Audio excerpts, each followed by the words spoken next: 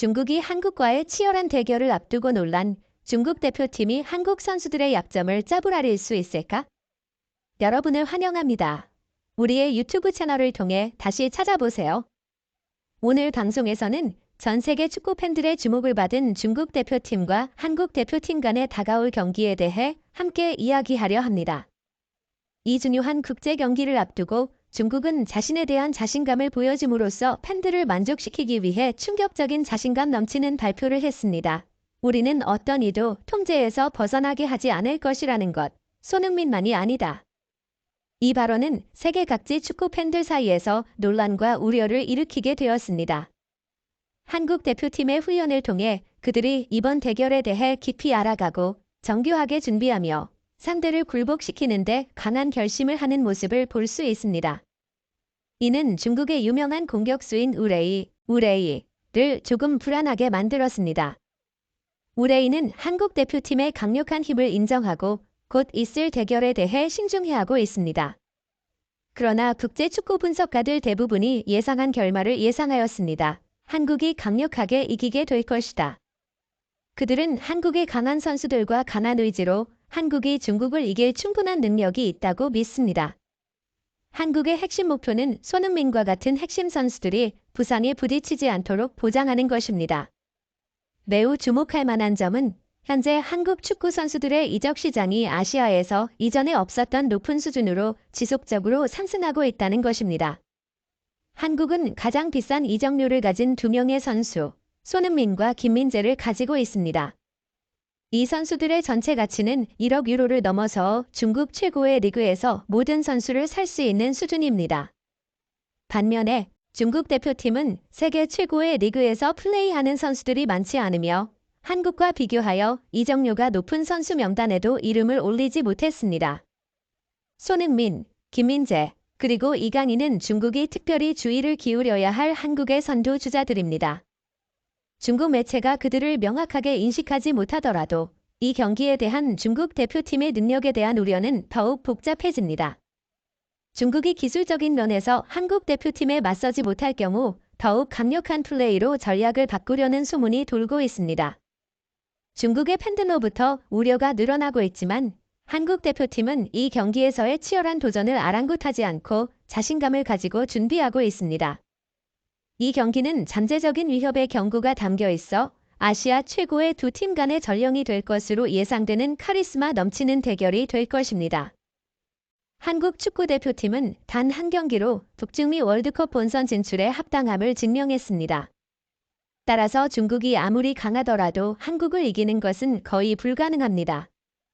중국과 한국이 북중미 월드컵 본선에 함께 진출하는 것은 상상하기 어려운 일입니다. 따라서 피파는 월드컵 본선에 참가하는 32개 팀의 체제를 유지하여 아시아 국가들 사이의 위상을 구분해야 합니다.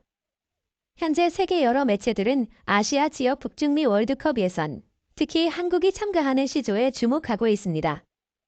미국의 더 애슬레틱은 한국과 중국이 각각 싱가포르와 태국을 이긴 후 열리는 2라운드 경기가 많은 네티즌의 관심을 끌고 있다고 보도했습니다. 이 경기에 네티즌이 주목하는 이유는 올 시즌 유럽에서 활약하는 한국 선수들, 특히 손흥민, 이강인, 김민재의 퍼포먼스 때문입니다. 그들은 한국이 중국을 쉽게 이기고 북중미 월드컵 본선에 직행할 수 있도록 도왔습니다.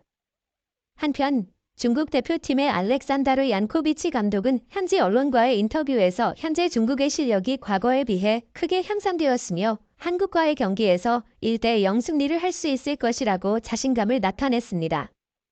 이로 인해 중국이 한국을 상대로 승점을 얻을 수 있을지 기대해봐야 합니다. 한국 축구대표팀의 주장 손흥민이 중국 대표팀에 대한 뜻밖의 발언으로 전 세계 축구 팬들 사이에서 화제를 모았습니다. 이 문제에 대해 자세히 알아봅시다.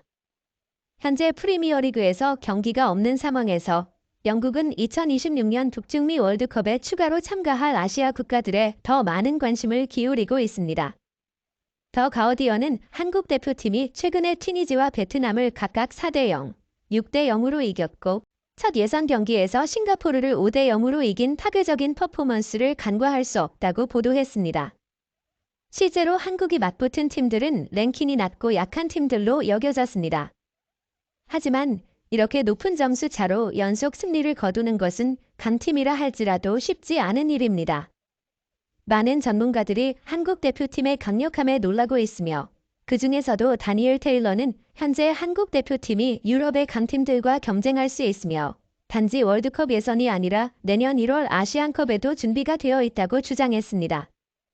많은 전문가들의 신뢰와 기대 속에 한국은 주목의 중심이 되고 있습니다. 한편 영국의 유명한 축구 전문가 존 크로스는 북중미 월드컵의 48팀 규정이 논란의 대상이라는 의견을 제시했습니다. 이 규정에 따르면 팀들을 16개 조, 각 조 3팀으로 나누고 각 조에서 3위 팀이 32강으로 진출합니다.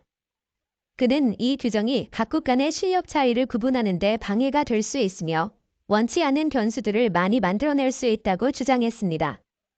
특히 한국과 일본 같은 아시아 국가들이 중국과 인도 같은 상대적으로 약한 팀들과 경쟁해야 할 경우 불리할 수 있다고 지적했습니다.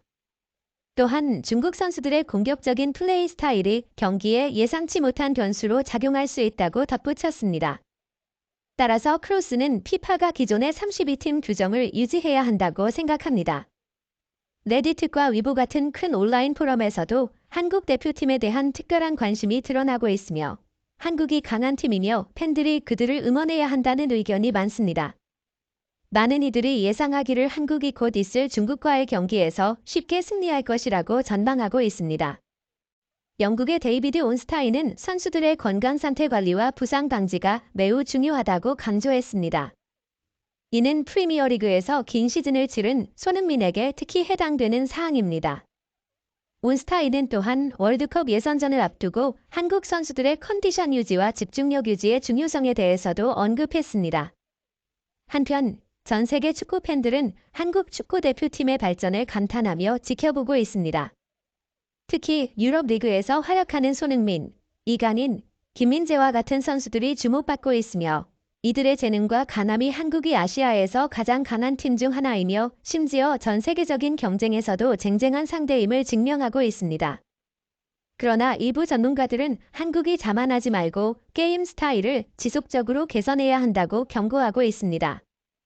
곧 있을 중국과의 경기는 한국 대표팀의 진정한 실력을 시험하는 기회일 뿐만 아니라 중국의 공격적인 플레이 스타일에 어떻게 대응할지에 대해서도 시험대가 될 것입니다.